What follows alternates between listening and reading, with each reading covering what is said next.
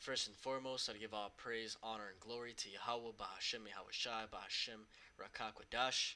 Yahweh is who this world ignorantly calls God. Yahushai is who this world ignorantly calls Jesus. Bahashem means in the name, Rakah means spirit, and Kwadash means holy. And that's on the Paleo Hebrew. I also want to give double honors to the elder bishops and apostles of Great Millstone that taught me this truth. Today I wanted to talk on what this guy Donald Trump said the other day going into the CBDCs.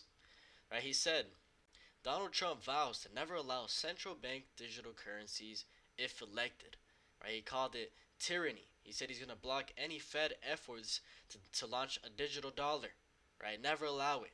Okay, and the reason I'm talking about this is because a lot of people are going to look at this and fall for the agenda.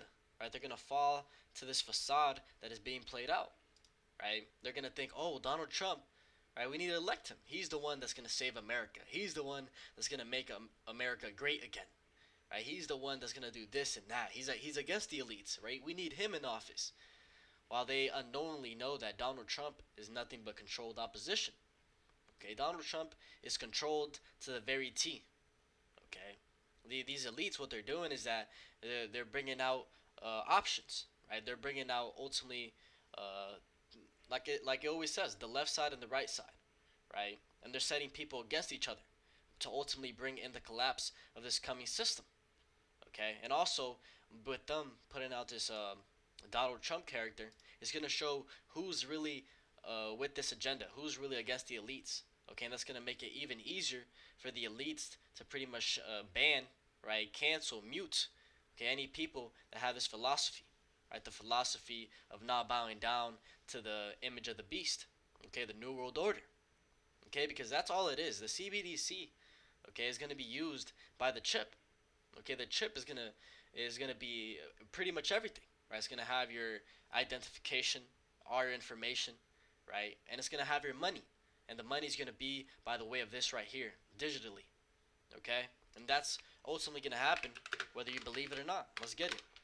Revelation chapter 13 and verse 16, it says, and he causeth all, both small and great, rich and poor, free and bond, to receive a mark in their right hand or in their foreheads, right? And that's talking about the chip, the RFID chip, okay? And I remember one time one guy said, what if I put it in my butt cheek, right? I didn't put it in my right hand or in my forehead. It doesn't matter where you put it. If you take it, you're screwed, right? You're going to burn in that lake of fire. Okay, let's actually get that. Revelation chapter 14 and verse 9, it says, and the third angel followed them, saying with a loud voice, if any man worship the beast and his image, and receive his mark in his forehead or in his hand, the same shall drink of the wine of the wrath of Yahweh, which is poured out without mixture into the cup of his indignation. And he shall be tormented with fire and brimstone in the presence of the holy angels and in the presence of the Lamb. Right, and that's going to happen by the way of those nuclear missiles. Okay, if you take that chip, there's no salvation for you. Okay, there's no escape. And it says, and that no man might buy or sell, save he that had the mark or the name of the beast or the number of his name. So right there, it tells you clearly that this chip is going to be tied to the currency, okay, which is this right here. Okay, and here it is. They're putting controlled opposition, okay, but we can see right through it. The elect, right, they can see straight through this bullshit, okay, because ultimately Esau, he's very cunning. I said that the serpent, let's get that the serpent was more subtle. Genesis chapter 3 and verse 1, it says, now the serpent was more subtle than any beast of the field, which Yahweh God hath made. And he said unto the woman, yea, hath God said, he shall not eat of every tree of the garden. Right? And that serpent was going into the spirit of the wicked, which right now is the Edomites. Okay, to prove that, if we go to Revelation chapter 20, it talks about that same serpent. Revelation chapter 20 and verse 1, it says, and I saw an angel come down from heaven, having the key of the bottomless pit and a great chain in his hand.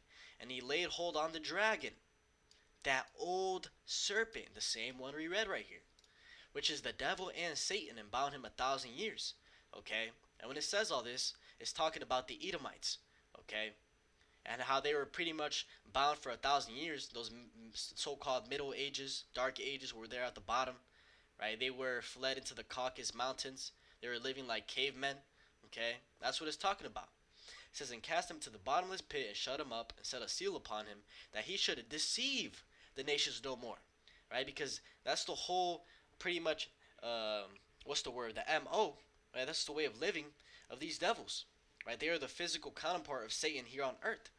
Okay, and their whole purpose is to deceive, right? That word subtle. Let's see what it says here in the Hebrew, aram, subtle, shrewd, crafty. Okay, and this is very crafty. Okay, to the modern person, they're gonna fall for this. They're gonna say, "Yeah, we need to vote Trump because we can't let these people get full control over us. This CBDC is programmable." Right? That's true, right? But they're playing your ass, right? You're going straight into that trick bag. Okay, but it says that he should deceive the nations no more, so the 1,000 years should be fulfilled, and after that he must be loosed a little season. Okay, that's exactly what happened. Okay, this started around when Constantine came into power, right? 300, 400, around there. Okay, till 1300s, 1400s, when the 1,000 years was up. That's why it was called the Renaissance, the rebirth. The rebirth of who? The rebirth of that old serpent, dragon, devil, Satan, the Edomites, and they came back into power. Okay, by the name of so-called Europeans. Right, and it says that they must be loosed for a little season, right? Because ultimately Yahweh Shai is coming to take down this kingdom, okay? And it's only been a couple hundred years from the Renaissance, right? We're still in a little time period, but soon it's all gonna come to an end, and these prophecies are gonna play out. That chip is coming, so don't let this fool you, thinking that prophecy is not gonna fulfill, right? This is just a play from the elite, okay? Controlled opposition. Let's get another scripture. Satan's ignorant. This is 2 Corinthians chapter 2 and verse 11. It says, "Lest Satan should get an advantage of us, for we are not ignorant of his devices." Right? We understand how these people move. Okay, how they have think tanks. Right? They have AI to do all these types of calculations, these scenarios on how people will react. Okay, technology that is way beyond anything that we can believe. Right? It's said that the government is 50 years ahead of what they put on mainstream. And here it is on mainstream. We have Cbdc, which pretty much can look in through the entire database of the internet and give you answers right on the fly. So just imagine what they have, okay, and how they can simulate scenarios, right? So with that information, we also know the media.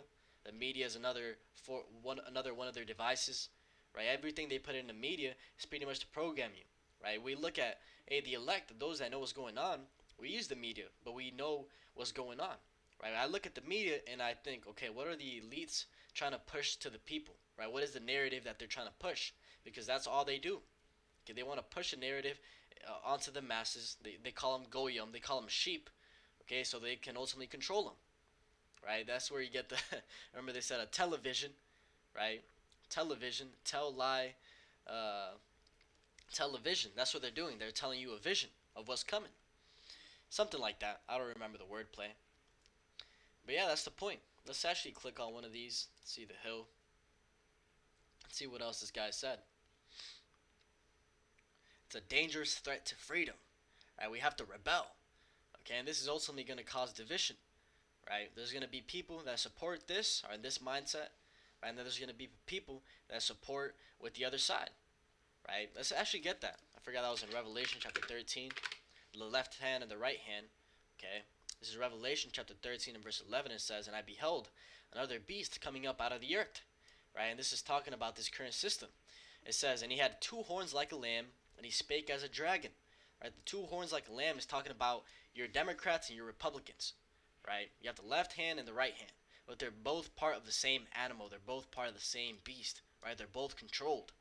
Okay? It's just made up to have the people always in division. Right? Because a kingdom that is divided cannot stand. Okay, if these people were in one mindset, America would fall in one day. They would rebel and everything would crumble. So they constantly have the people with bread and circus divided, so they can never stand and never reach a consensus. Okay, it says, "And he spake as a dragon." Right, going into how he spake with draconian laws.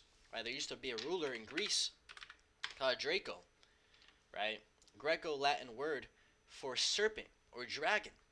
Okay, and pretty much what Draco did is that everything he did, draconian laws.